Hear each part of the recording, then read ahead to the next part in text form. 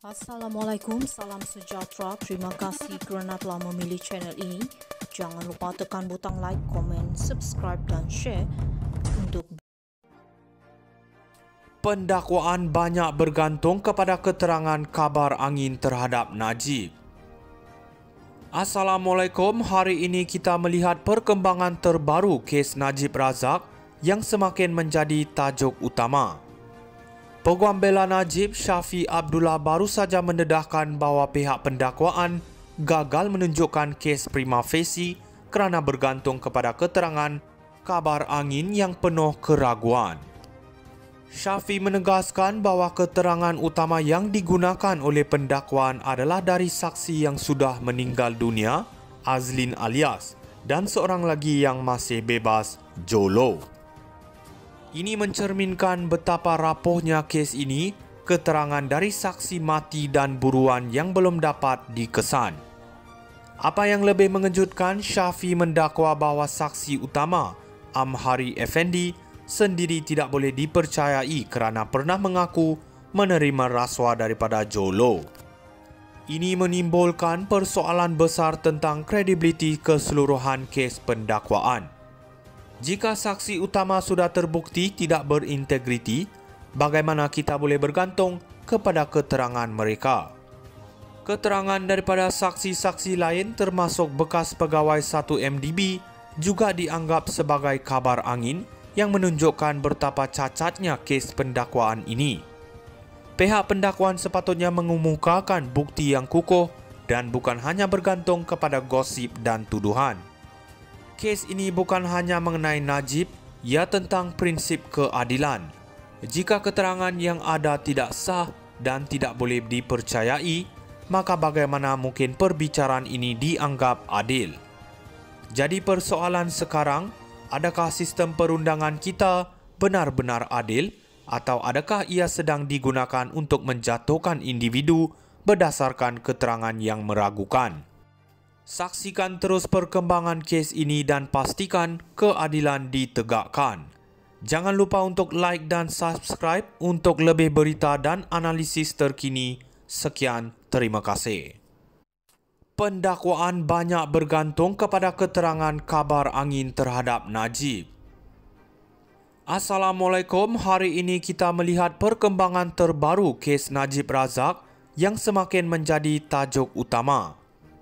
Peguam bela Najib, Syafiq Abdullah baru saja mendedahkan bahawa pihak pendakwaan gagal menunjukkan kes prima facie kerana bergantung kepada keterangan kabar angin yang penuh keraguan. Syafiq menegaskan bahawa keterangan utama yang digunakan oleh pendakwaan adalah dari saksi yang sudah meninggal dunia, Azlin Alias, dan seorang lagi yang masih bebas, Jolo. Ini mencerminkan betapa rapuhnya kes ini, keterangan dari saksi mati dan buruan yang belum dapat dikesan. Apa yang lebih mengejutkan, Syafiq mendakwa bahawa saksi utama, Amhari Effendi, sendiri tidak boleh dipercayai kerana pernah mengaku menerima rasuah daripada Jolo.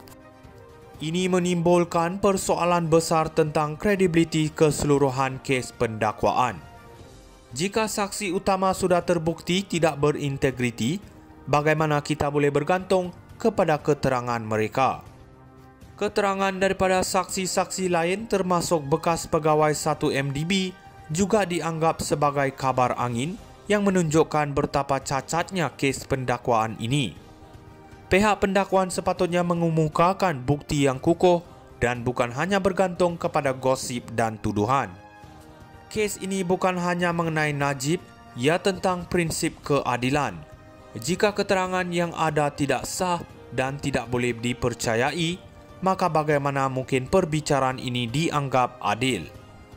Jadi persoalan sekarang, adakah sistem perundangan kita benar-benar adil atau adakah ia sedang digunakan untuk menjatuhkan individu berdasarkan keterangan yang meragukan? Saksikan terus perkembangan kes ini dan pastikan keadilan ditegakkan. Jangan lupa untuk like dan subscribe untuk lebih berita dan analisis terkini. Sekian, terima kasih. Pendakwaan banyak bergantung kepada keterangan kabar angin terhadap Najib. Assalamualaikum, hari ini kita melihat perkembangan terbaru kes Najib Razak yang semakin menjadi tajuk utama.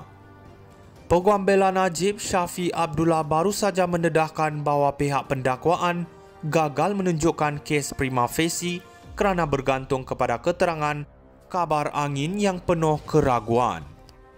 Shafie menegaskan bahawa keterangan utama yang digunakan oleh pendakwaan adalah dari saksi yang sudah meninggal dunia, Azlin Alias, dan seorang lagi yang masih bebas, Jolo. Ini mencerminkan betapa rapuhnya kes ini, keterangan dari saksi mati dan buruan yang belum dapat dikesan. Apa yang lebih mengejutkan, Shafie mendakwa bahawa saksi utama, Amhari Effendi, sendiri tidak boleh dipercayai kerana pernah mengaku menerima rasuah daripada Jolo. Ini menimbulkan persoalan besar tentang kredibiliti keseluruhan kes pendakwaan. Jika saksi utama sudah terbukti tidak berintegriti, bagaimana kita boleh bergantung kepada keterangan mereka? Keterangan daripada saksi-saksi lain termasuk bekas pegawai 1MDB juga dianggap sebagai kabar angin yang menunjukkan betapa cacatnya kes pendakwaan ini. Pihak pendakwaan sepatutnya mengemukakan bukti yang kukuh dan bukan hanya bergantung kepada gosip dan tuduhan. Kes ini bukan hanya mengenai Najib, ia tentang prinsip keadilan. Jika keterangan yang ada tidak sah dan tidak boleh dipercayai, maka bagaimana mungkin perbicaraan ini dianggap adil? Jadi persoalan sekarang, adakah sistem perundangan kita benar-benar adil atau adakah ia sedang digunakan untuk menjatuhkan individu berdasarkan keterangan yang meragukan? Saksikan terus perkembangan kes ini dan pastikan keadilan ditegakkan. Jangan lupa untuk like dan subscribe untuk lebih berita dan analisis terkini. Sekian, terima kasih. Pendakwaan banyak bergantung kepada keterangan kabar angin terhadap Najib. Assalamualaikum, hari ini kita melihat perkembangan terbaru kes Najib Razak yang semakin menjadi tajuk utama.